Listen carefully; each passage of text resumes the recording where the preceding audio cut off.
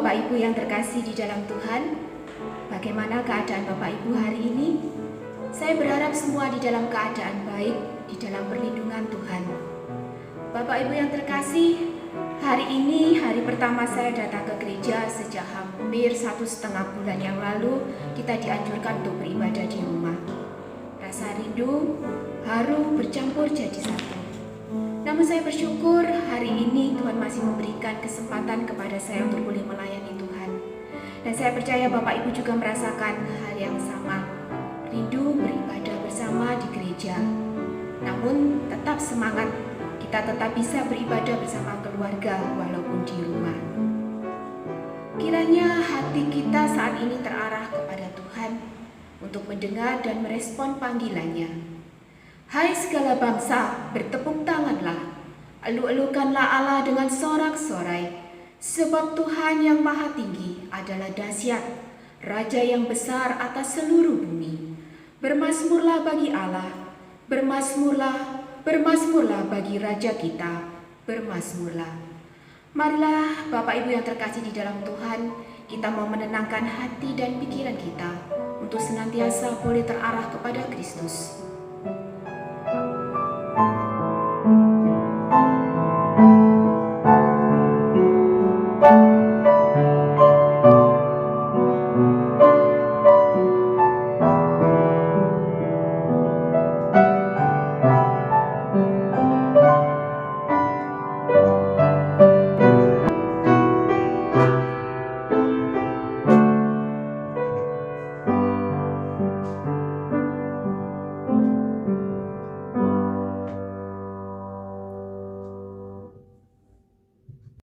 Pertolongan ibadah pagi ini datangnya dari Allah yang menciptakan langit dan bumi serta segala isinya. Kasih karunia dan damai sejahtera dari Allah Tritunggal menyertai kita. Allah kita suci adanya, biarlah segala yang bernafas memuji namanya. Mari kita menyembah Dia, Allah Tritunggal, Allah yang suci, Allah yang maha kuasa. Suci, suci, suci, Allah maha kuasa.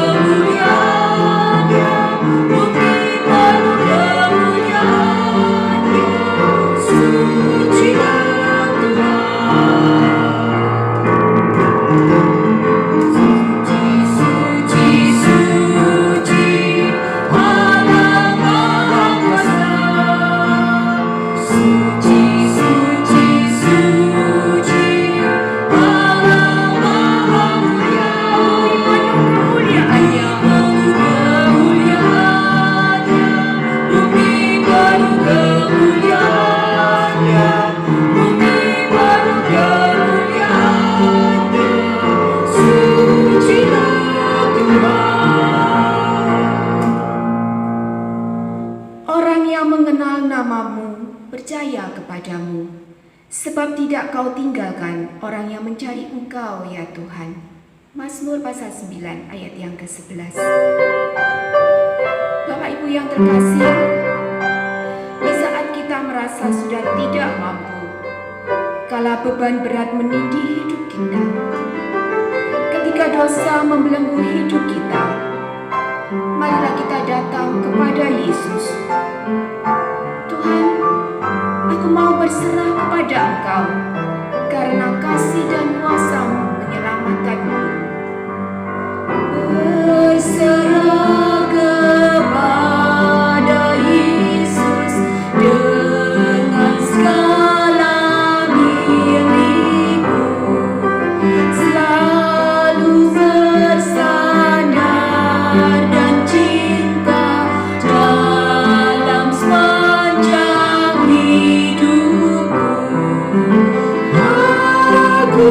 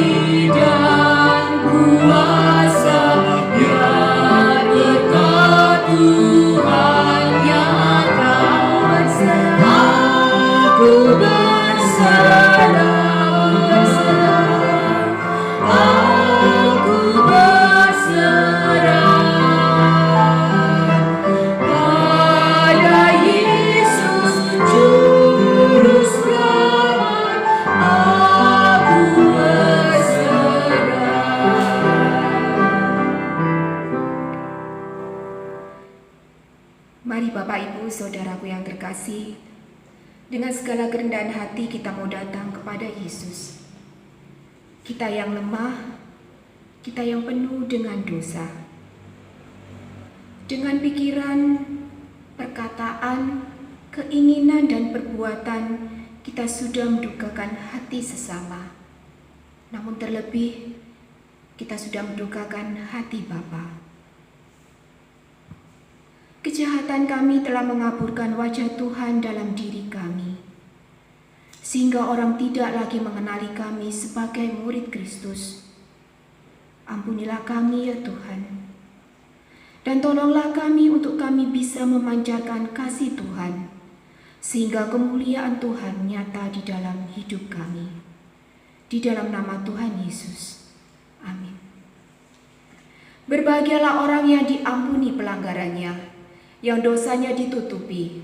Berbahagialah manusia yang kesalahannya tidak diperhitungkan Tuhan. Maka dengarkanlah berita anugerah yang diambil di dalam Efesus pasal yang pertama ayat yang ke-7. Dan umatku yang atasnya namaku disebut, merendahkan diri, berdoa dan mencari wajahku, lalu berbalik dari jalan-jalannya yang jahat, maka aku akan mendengar dari surga dan mengampuni dosa mereka, serta memulihkan negeri mereka. Sebagai respon kita atas pengampunan yang Tuhan sudah berikan, marilah kita hidup sesuai dengan perintah Tuhan, seperti yang terdapat di dalam petunjuk hidup baru, Filipi 3 ayat yang 10. Kita bacakan bersama-sama. Yang ku kehendaki ialah mengenal Dia dan kuasa kebangkitannya dan persekutuan dalam penderitaannya, di mana aku menjadi serupa dengan Dia dalam kematiannya. Bapak Ibu Saudaraku yang terkasih, Tuhan adalah pemilik kehidupan kita. Semua yang terjadi di dalam kehidupan kita adalah seizin dari Tuhan. Tuhan mampu menolong kita dengan caranya yang ajaib. Oleh karena itu, janganlah takut. Ada tangan Tuhan yang menopang hidup kita. Bersama kita pujikan pertolongan-Mu.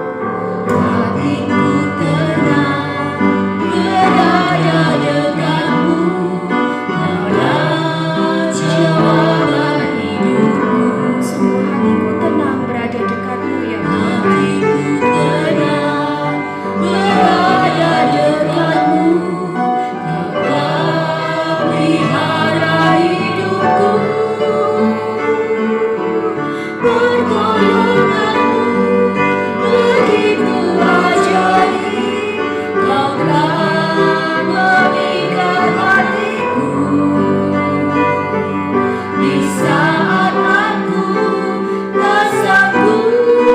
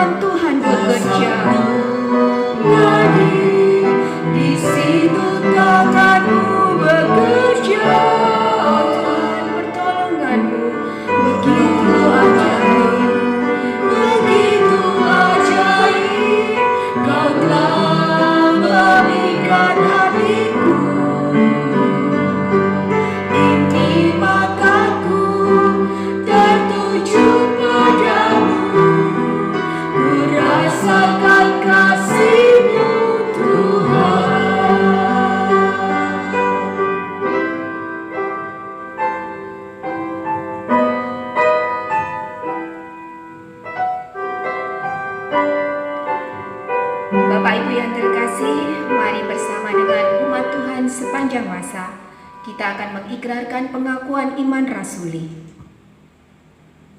Apa yang kau percayai tentang Allah? Aku percaya kepada Allah, Bapa yang Maha Kuasa, Khalik langit dan bumi. Apa yang kau percayai tentang Yesus?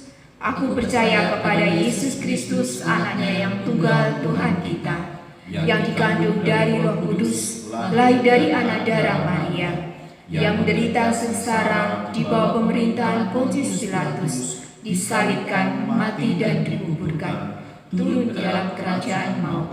Pada hari yang ketiga, bangkit pula dari antara orang mati, naik ke surga, duduk di sebelah kanan Allah, Bapa yang Maha Kuasa, dan dari sana Ia akan datang untuk menghakimi orang yang hidup dan yang mati. Apa yang kau percaya tentang Roh Kudus? Aku percaya kepada Roh Kudus, gereja yang kudus dan am, persekutuan orang kudus, pengampunan dosa, kebangkitan tubuh, dan hidup yang kekal. Amin. Mari Bapak Ibu yang terkasih di dalam Tuhan, kita mau satukan hati kita akan masuk di dalam pelayanan doa syafaat.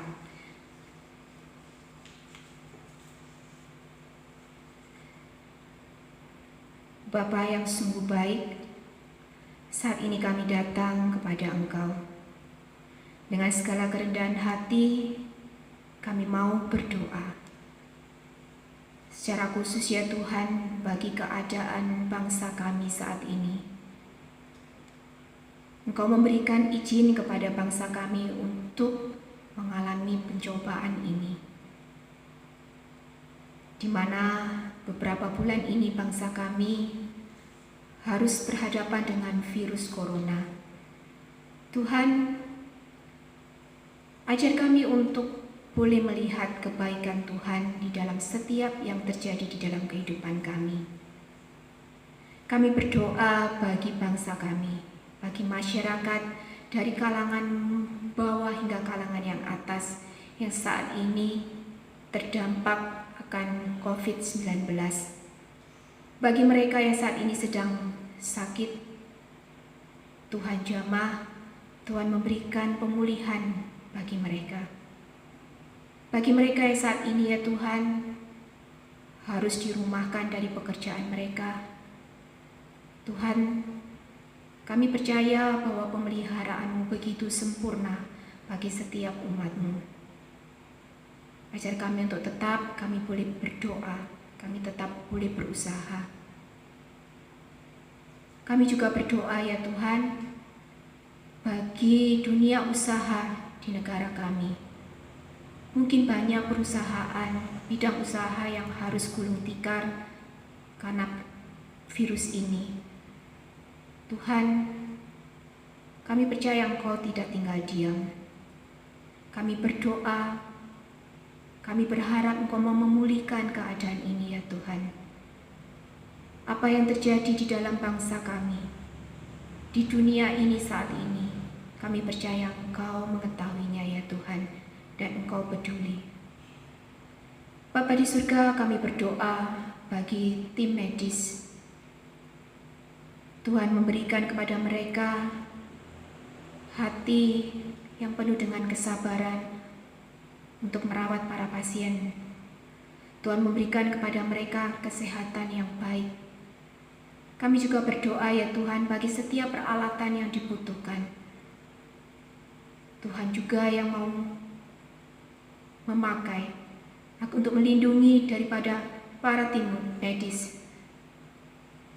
Di dalam mereka menjaga dan juga merawat pasien-pasien. Bapa di surga, kami juga berdoa menyerahkan untuk GKT 2 ke dalam tangan pimpinan Tuhan. Berdoa bagi setiap jemaat Tuhan yang saat ini mereka sudah bergumul dengan sakit penyakit yang mereka alami. Tuhan juga tetap memberikan penghiburan. Tuhan memberikan kepada mereka kekuatan. Mereka tetap boleh bersandar kepada Tuhan. Jikalau saat ini kami tidak bisa bertemu dengan satu dengan yang lain, Tuhan tolong agar kami juga boleh tetap saling mendoakan satu dengan yang lain. Bapa di surga, kami juga berdoa menyerahkan untuk setiap usaha dan pekerjaan dari jemaat-Mu ya Tuhan. Saat ini mungkin banyak dari kami yang harus kehilangan pekerjaan. Ada penurunan di dalam pendapatan kami. Ajar kami ya Tuhan, untuk kami tetap boleh bersabar, tetap senantiasa boleh berharap kepada Tuhan. Jangan biarkan kami menjauh dari Engkau. Tapi di saat seperti ini ya Tuhan, kami ingin agar kami tetap dekat kepada Engkau. Tetap boleh melihat kebaikan Tuhan di dalam hidup kami.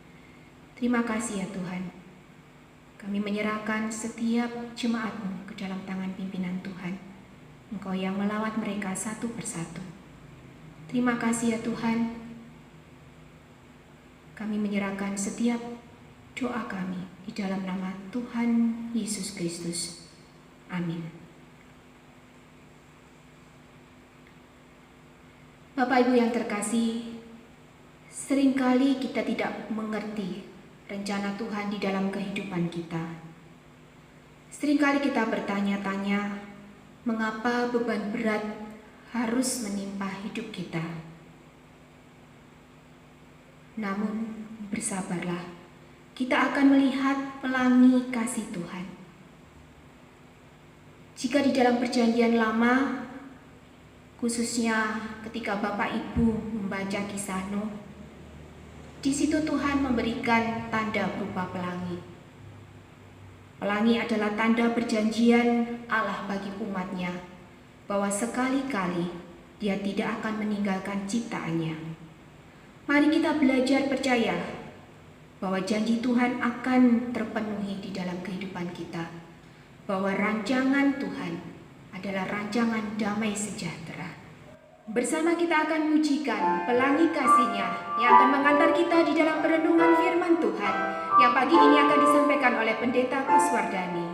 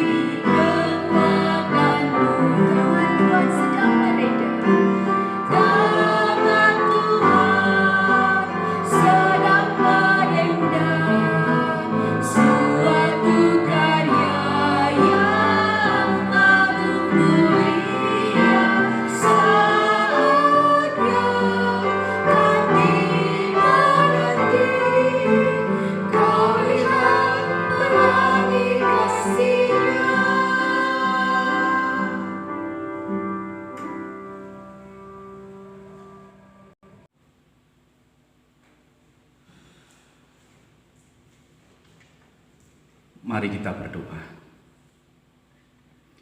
Bapa di dalam surga, kami memohon pertolongan Tuhan saat kami akan belajar firman Tuhan. Karuniakan kepada kami pengertian untuk memahami kehendak dan rencana Tuhan yang harus kami kerjakan di dalam hidup kami. Terima kasih Tuhan, kami berdoa di dalam nama Tuhan kami Yesus Kristus. Amin. Saudara-saudaraku yang dikasihi oleh Tuhan, Shalom. Kita akan belajar kembali firman Tuhan dalam kesempatan hari ini.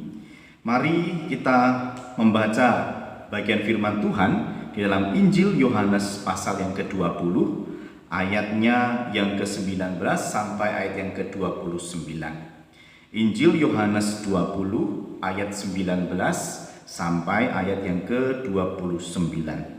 Saya akan membacakan di ayat 24 sampai 29 saja. Saya bacakan. Tetapi Thomas, seorang dari ke-12 murid itu yang disebut Didimus, tidak ada bersama-sama mereka ketika Yesus datang ke situ. Maka kata murid-murid yang lain itu kepadanya, "Kami telah melihat Tuhan." Tetapi Thomas berkata kepada mereka, "Sebelum aku melihat bekas paku pada tangannya, dan sebelum aku mencucukkan jariku ke dalam bekas paku itu, serta mencucukkan tanganku ke dalam lambungnya, sekali-kali aku tidak akan percaya." 8 hari kemudian, murid-murid Yesus berada kembali dalam rumah itu, dan Thomas bersama-sama dengan mereka. Sementara pintu-pintu terkunci, Yesus datang dan ia berdiri di tengah-tengah mereka dan berkata, "Damai sejahtera bagi kamu." Kemudian ia berkata kepada Thomas, "Taruhlah jarimu di sini, dan lihatlah tanganku. Ulurkanlah tanganmu dan cucukkan ke dalam lambungku, dan jangan engkau tidak percaya lagi, melainkan percayalah." Thomas menjawab dia, "Ya Tuhanku dan Allahku." Kata Yesus kepadanya, "Karena engkau telah melihat aku, maka engkau percaya. Berbahagialah mereka yang tidak melihat, namun percaya." Saudara-saudara yang dikasihi oleh Tuhan, tentu kita pernah mengalami keraguan-raguan, pernah mengalami ketidakpercayaan terhadap sesuatu atau terhadap orang lain, karena kita memang tidak tahu atau kita memang tidak mengenal orang tersebut. Saudara, keraguan-raguan biasanya muncul ketika kita tidak mengetahui apa yang akan terjadi kemudian. Keraguan-raguan atau ketidakpercayaan terhadap seseorang itu bisa muncul ketika kita tidak mengenal siapa orang tersebut. Saudara yang dikasihi oleh Tuhan, Thomas adalah salah satu murid Tuhan Yesus yang sering mengalami keraguan-raguan. Sepanjang dia mengikut Tuhan Yesus, dia beberapa kali mengalami ketidakpercayaan kepada Tuhan Yesus. Dan itu dicatat di dalam Injil Yohanes. Mari kita bersama-sama mencoba melihat bagaimana keraguan-raguan dan ketidakpercayaan dari Thomas. Yohanes 11 ayat yang ke-16. Saudara, di dalam bagian ini Thomas berkata kepada murid-murid atau kepada teman-temannya, "Marilah kita pergi juga dan mati bersama-sama dengan Dia." Dia ini adalah Tuhan Yesus. Saudara, dia mengatakan hal ini sebagai respon dari ajakan Tuhan Yesus untuk kembali ke Yudea. Loh, kenapa kok sampai Thomas mengatakan mati bersama dengan Dia? Ada apa dengan Yudea tersebut?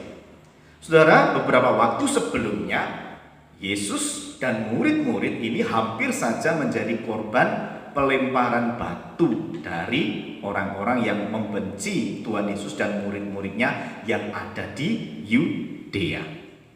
Orang-orang Yudea itu mereka marah, kemudian ingin melempari Tuhan Yesus dan murid-muridnya dengan batu. Nah, ketika Yesus mengajak murid-muridnya mau kembali ke Yudea, saudara, respon dari Thomas ini luar biasa. Dia mengatakan, "Marilah kita pergi juga." Wah, kelihatannya dia luar biasa kan, ngajak teman-temannya, murid-murid yang lain, "Ayo kita juga ikut." Tapi ikut untuk apa? Mati bersama-sama dengan Dia.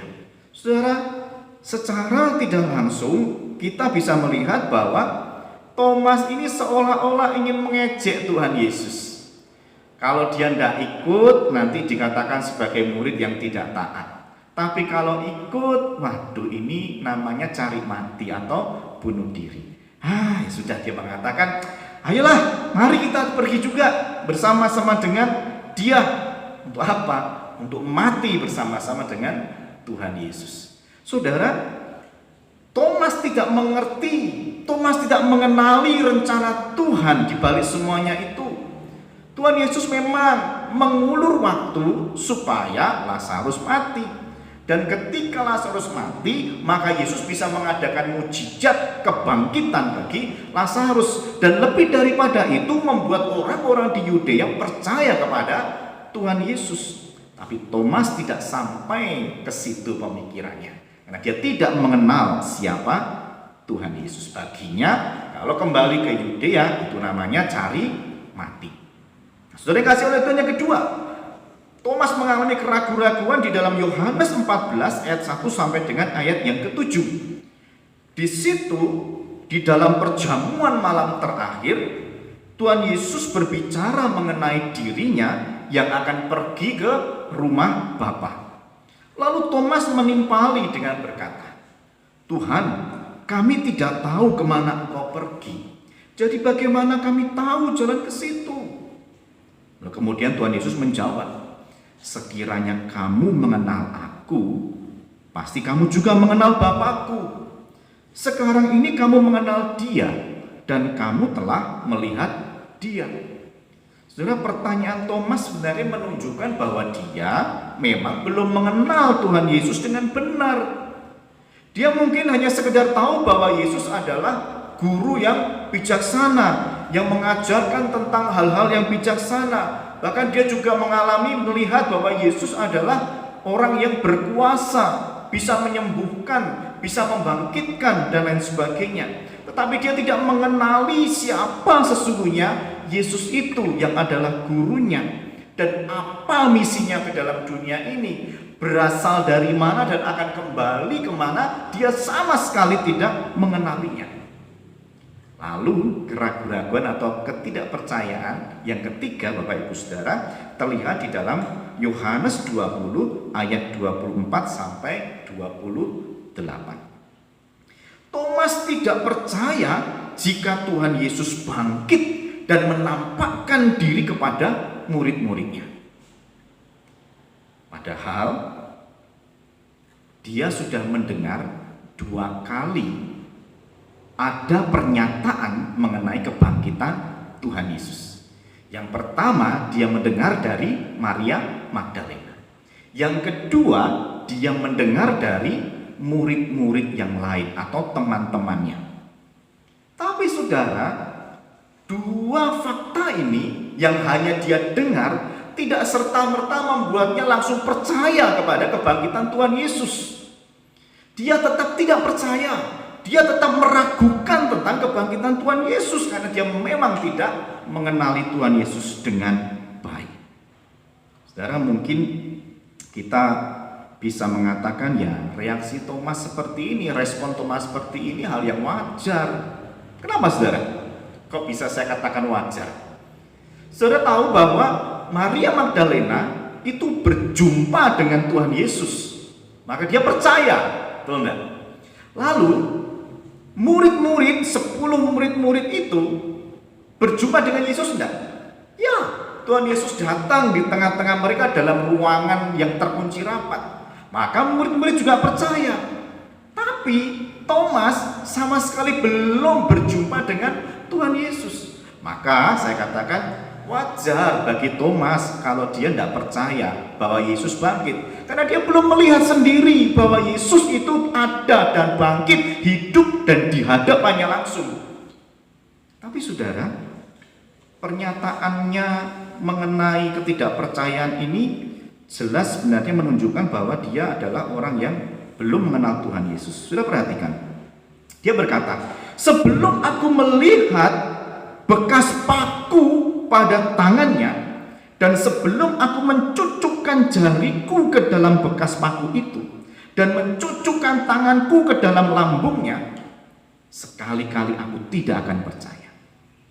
Saudara, saya katakan bahwa ungkapan yang disampaikan oleh Thomas ini sesungguhnya menunjukkan dia belum mengenal Tuhan Yesus. Kenapa, saudara? Apakah hanya melihat saja tidak cukup membuat dia percaya? Kan sama seperti Maria Magdalena melihat Tuhan Sama seperti murid-muridnya melihat Tuhan Yesus. Dan harusnya dengan melihat saja Thomas sudah percaya. Tapi dia mengatakan apa? Sebelum aku mencucukkan tanganku ke mana itu? Lubang bekas paku di telapak tangan dan bekas tombak lambung di lambungnya itu, tidak akan percaya. Saudara, ini kan sudah kebacut gitu istilahnya ya. Mosok lihat aja itu loh kok tidak percaya. Kok sampai harus mencucukkan, harus memegang bekas luka itu untuk membuktikan bahwa ini benar-benar adalah Tuhan Yesus. Saudara, betul adalah satu fakta bahwa Thomas sepanjang dia mengikut Tuhan Yesus, dia belum mengenal Tuhan Yesus sungguh-sungguh. Dia hanya tahu tentang gurunya, tapi dia tidak mengenal siapa gurunya. Sehingga muncul ketidakpercayaan, muncul berbagai macam keraguan-raguan. Tapi saudara, 8 hari kemudian murid-murid Tuhan Yesus berada di dalam ruangan yang sama dan dalam suasana yang sama pula, tertutup rapat. Dan Thomas ada di dalam ruangan tersebut. Nah saudara, tiba-tiba Yesus hadir kembali di tengah-tengah mereka. Dan Yesus berkata, damai sejahtera bagi kamu. Kemudian secara khusus dia berkata kepada Thomas, taruhlah jarimu di sini dan lihatlah tanganku. Ulurkanlah tanganmu dan cucukkan ke dalam lambungku. Dan jangan engkau tidak percaya lagi, melainkan percayalah.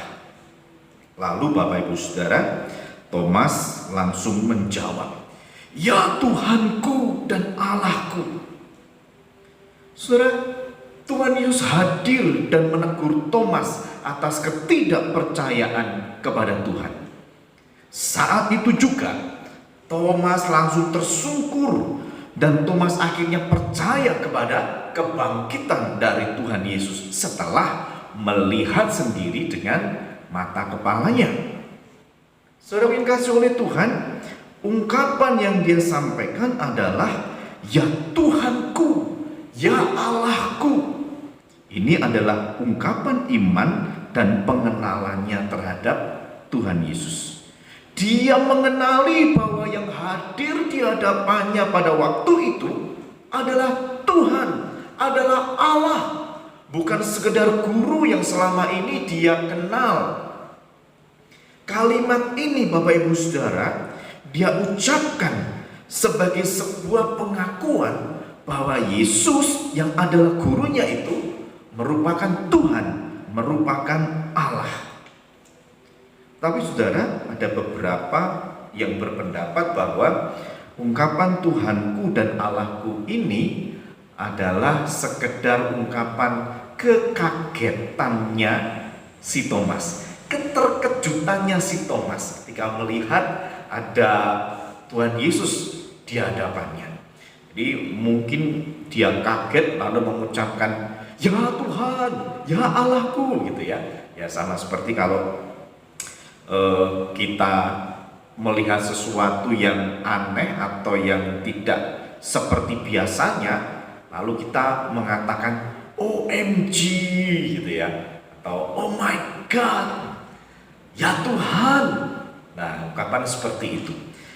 Mereka memahami ini ungkapan cuma kekagetannya, keterkejutannya Thomas saja, bukan ada unsur sebuah kepercayaan, sebuah pengenalan, tidak ada hubungannya.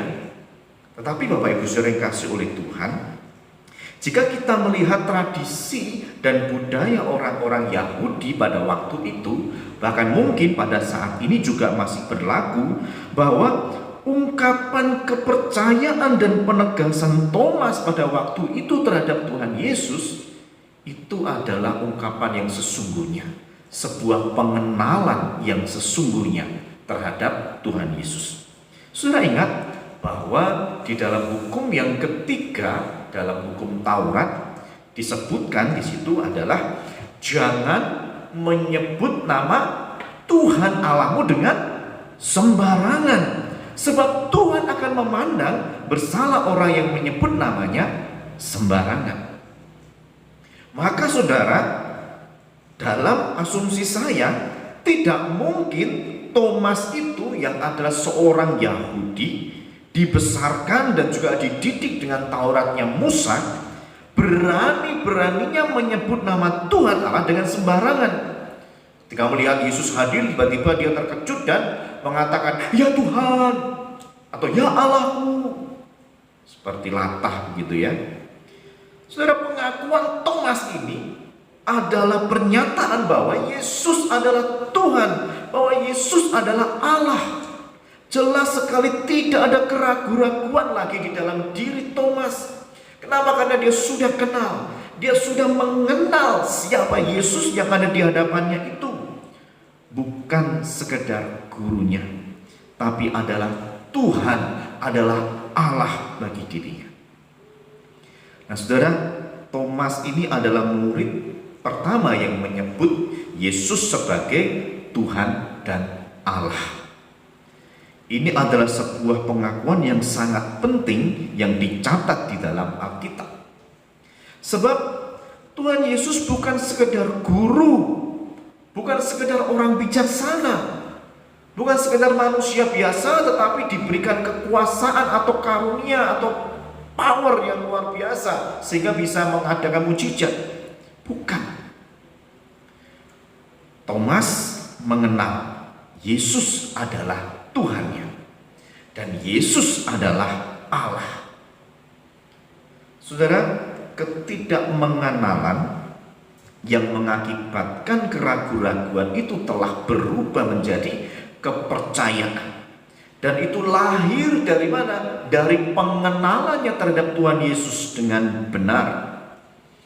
Thomas menyebutkan suatu kebenaran bahwa Yesus adalah Tuhan, bahwa Yesus adalah Allah.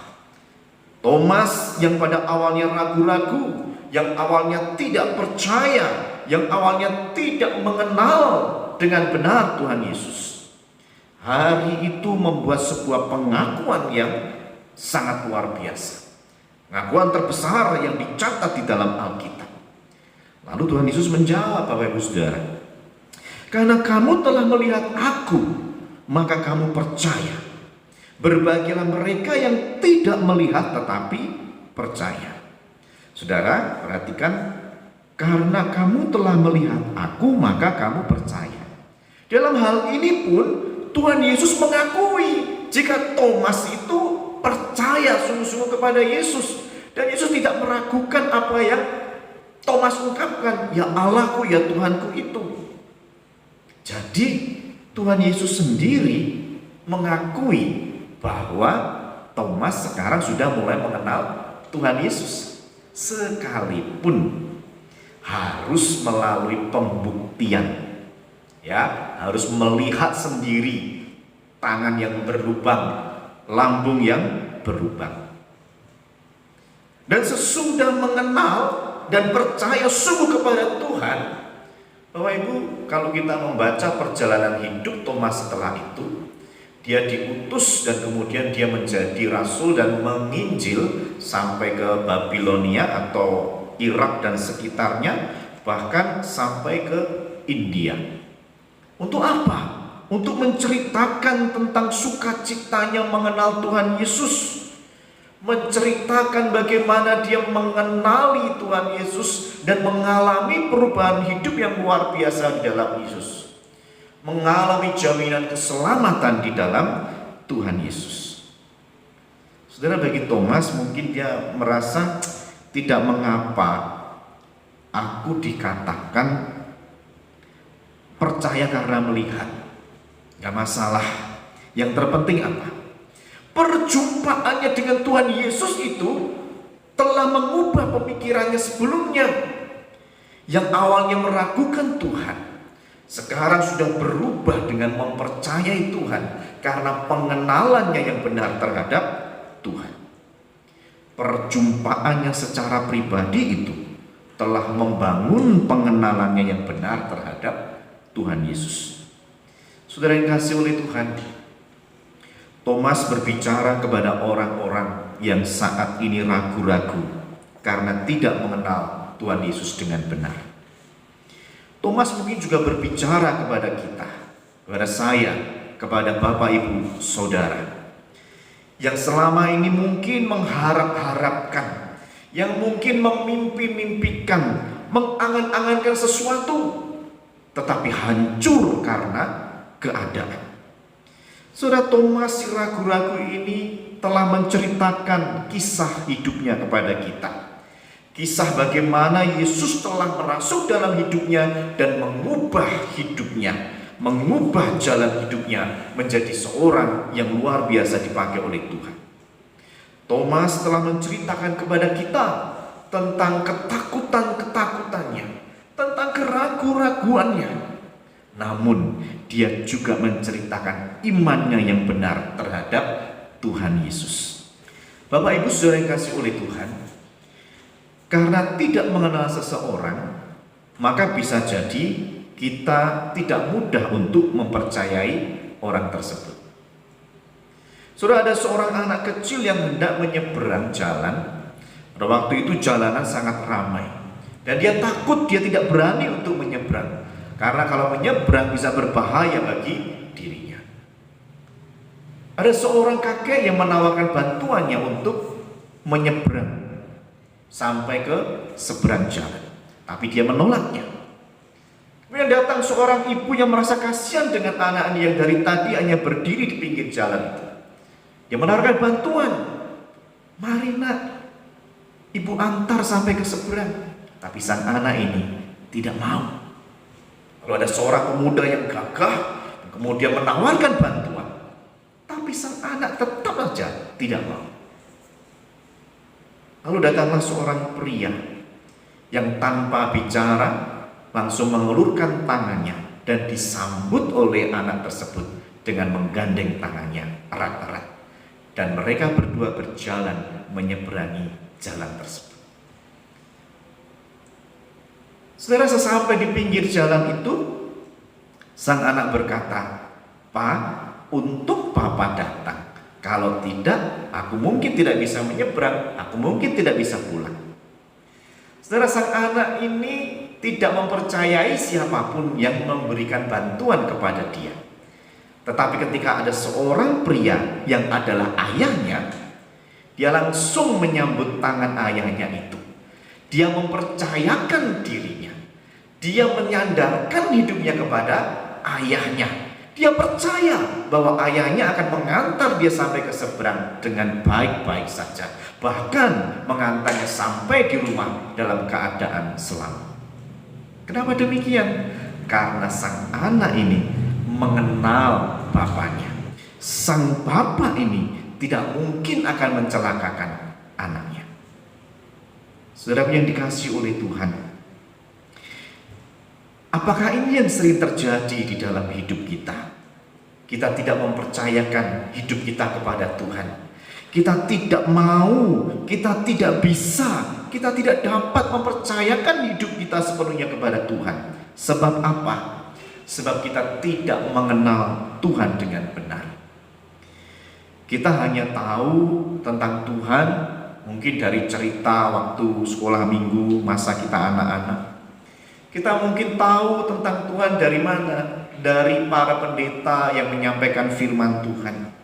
Kita tahu tentang Tuhan dari mana? Dari cerita orang tua kita, dari cerita teman-teman kita, atau kita mendengar lagu-lagu rohani. Tetapi kita tidak mengenal Dia sama sekali. Saudara, sebuah pengetahuan yang tidak beranjak menuju kepada pengenalan, maka tidak menghasilkan apapun.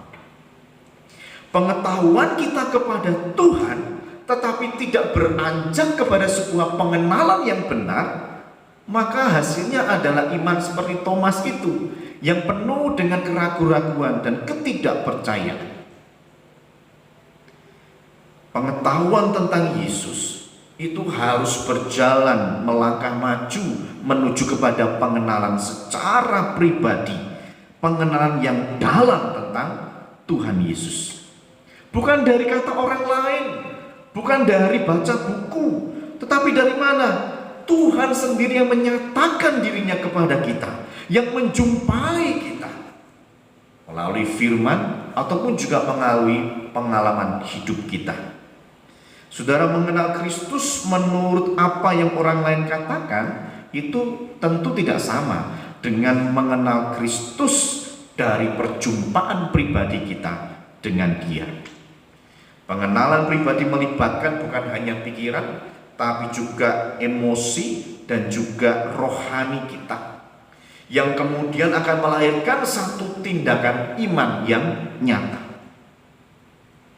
Anak yang saya ceritakan tadi itu, dia tidak hanya tahu bahwa itu ayahnya, tapi dia juga kenal, punya ikatan batin dengan ayahnya, sehingga dia punya iman, mempercayakan dirinya kepada ayahnya.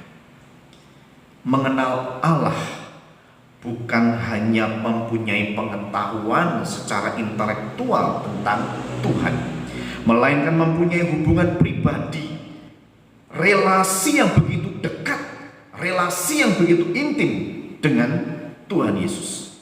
Sama seperti hubungan yang paling dekat, hubungan yang paling mesra dalam hidup. Saudara, hidup dengan Allah adalah suatu pengalaman pribadi yang membawa kita pada kesadaran penuh bahwa Allah mengerti kita. Tuhan sangat memahami hidup kita. Ketika kita mengenal Allah seperti itu, Bapak Ibu Saudara, akan sangat menentukan sejauh mana kita mempercayakan hidup kita kepada Tuhan. Pengenalan kita akan Tuhan yang benar itu akan menentukan juga sejauh mana kita merasa aman di tengah-tengah hidup yang tidak aman. Kita merasa nyaman di tengah-tengah kehidupan yang tidak nyaman. Oleh sebab itu, Bapak Ibu Saudara yang dikasihi oleh Tuhan, mari kita beranjak dari pengetahuan menuju kepada pengenalan. Jangan kita merasa puas hanya tahu tentang Tuhan, tapi kita tidak pernah mengalami perjumpaan secara pribadi dengan Tuhan. Carilah Tuhan, maka Tuhan akan menemuimu, maka Tuhan akan menjumpai. Oleh sebab itu, Bapak Ibu Saudara yang kasih oleh Tuhan, jikalau pada hari ini mungkin kita mengalami keraguan-raguan, kita mengalami ketakutan, kekhawatiran tentang masa depan hidup kita, saudara, mari kita beranjak menuju kepada pengenalan terhadap Tuhan Yesus, bahwa Dia mengerti hidup Bapak Ibu Saudara, Dia memahami apa yang sedang Bapak Ibu Saudara alami, dan Dia pasti akan memberikan pertolongan. Maka dari itu, mari kita lebih dekat kepada Tuhan. Mari kita semakin mengenal Tuhan. Terimalah Tuhan Yesus sebagai Tuhan dan Juru Selamat pribadi Anda. Maka Yesus akan menjumpai hidupmu. Dan hiduplah dalam persekutuan yang intim, yang dekat, yang erat, yang melekat dengan Tuhan. Carilah wajahnya, maka Ia akan selalu menjumpai dalam hidupmu setiap waktu. Dan itu akan membuat kita mengalami ketenangan, mengalami kenyamanan di dalam kasih dan kuasa Tuhan, sekalipun dalam situasi yang sepertinya sulit, sepertinya susah. Saudara yang kasih oleh Tuhan, apakah hari ini kita sudah mengalami pengenalan dengan Tuhan? Atau sekedar kita tahu tentang Tuhan? Mari kenalah Tuhan lebih dalam lagi. Mari berpengalaman dengan Tuhan. Mari undanglah Tuhan untuk menjumpai kita, sehingga kita mengalami perjumpaan-perjumpaan secara pribadi dengan Tuhan. Dan kita mengalami pembaruan hidup, mengalami kedamaian, mengalami ketenangan di dalam hidup. Amsal 3 ayat yang ke-6 mengatakan, kenalah Dia, kenalah Tuhan, maka Dia akan meluruskan jalan. Kiranya Bapak Ibu Saudara boleh mengalami pertolongan dari Tuhan, sehingga kita sekalian semakin mengenal siapa itu Tuhan, dan kita mengalami ketenangan, mengalami kenyamanan, mengalami kedamaian di dalam kasih dan di dalam kuasa-Nya. Tuhan Yesus memberkati Bapak Ibu Saudara. Mari kita berdoa.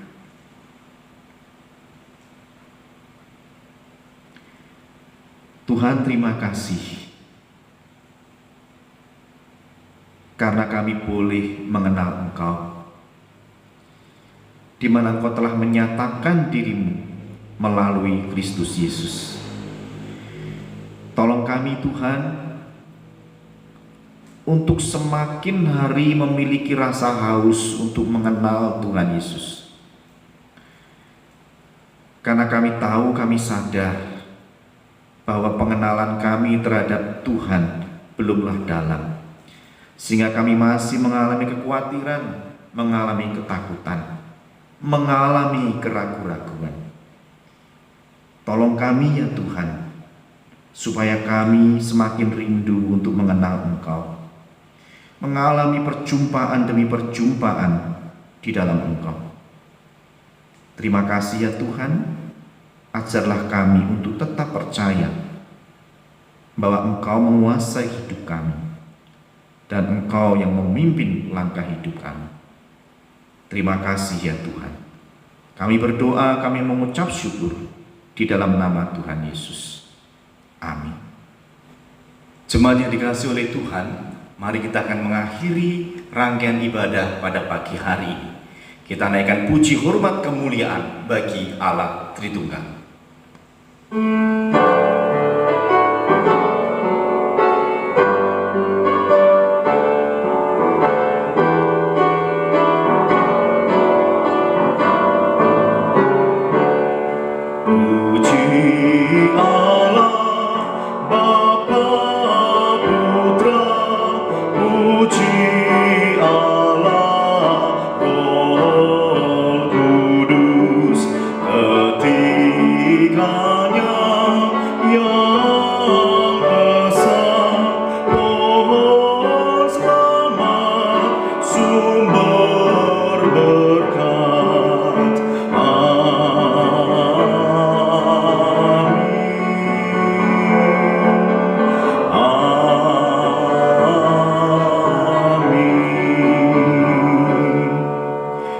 Kekasih Allah, mari kita mengarahkan hati kita kepada Tuhan. Tuhan memberkati engkau dan melindungi engkau. Tuhan menyinari engkau dengan wajah-Nya dan memberi engkau kasih karunia. Tuhan menghadapkan wajah-Nya kepadamu dan memberi engkau damai sejahtera. Amin.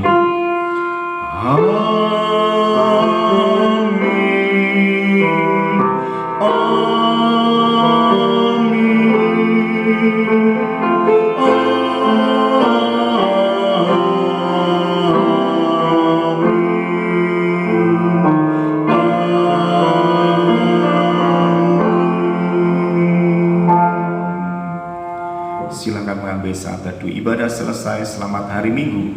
Tuhan Yesus memberkati. Bapak Ibu Saudara, saya tetap menyampaikan himbauan kepada Anda sekalian untuk tetap mentaati arahan-arahan dari pemerintah.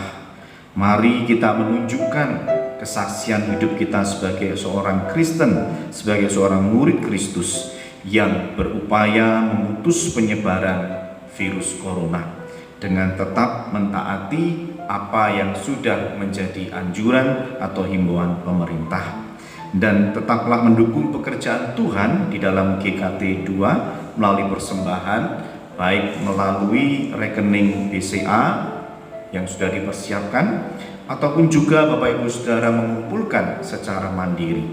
Nanti di saatnya ketika sudah aman dan bisa kembali beribadah di gereja, Bapak Ibu Saudara bisa membawa persembahan tersebut melalui gereja. Dan saya mengundang Bapak Ibu Saudara untuk terlibat di dalam persekutuan doa secara online yang dilaksanakan setiap hari Selasa pada pukul 19. Kiranya melalui persekutuan ini kita dapat saling menguatkan, saling meneguhkan. Sampai jumpa minggu depan dan Tuhan Yesus memberkati Bapak Ibu Saudara.